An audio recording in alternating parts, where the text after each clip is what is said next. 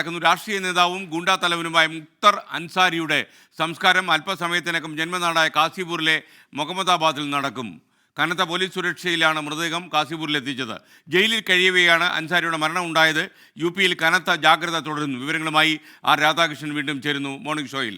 രാധാകൃഷ്ണൻ, വിശദാംശങ്ങൾ.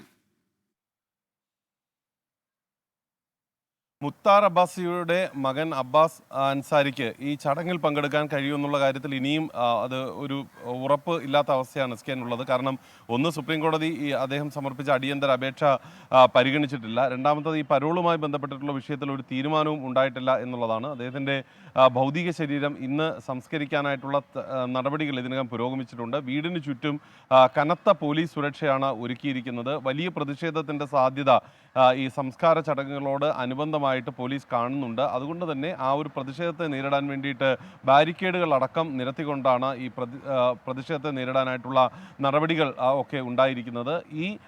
ഇത് മരണമല്ല, കൊലപാതകമാണ്, അദ്ദേഹത്തിൻ്റെ സ്ലോ പോയിസണിംഗ് ആണ് എന്നതടക്കമുള്ള ആരോപണങ്ങൾ നിലനിൽക്കുന്നുണ്ട്. ഇക്കാര്യത്തിൽ അന്വേഷണം ആരംഭിക്കാനായിട്ടുള്ള നിർദ്ദേശം നൽകിയിട്ടുണ്ട്. പക്ഷേ അതൊന്നും ഈ അൻസാരിയുമായി ബന്ധപ്പെട്ടിട്ടുള്ള അഥവാ അൻസാരിയുടെ അടുപ്പക്കാരായിട്ടുള്ളവരെ അവരുടെ പ്രതിഷേധത്തെ അനുനയിപ്പിക്കാനായിട്ട് സാധിച്ചിട്ടില്ല എന്നതാണ് വസ്തുത.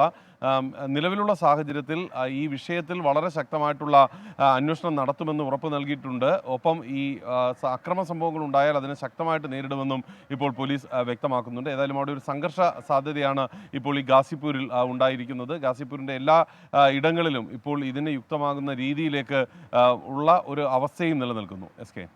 Okay, thank you Radhakrishnan.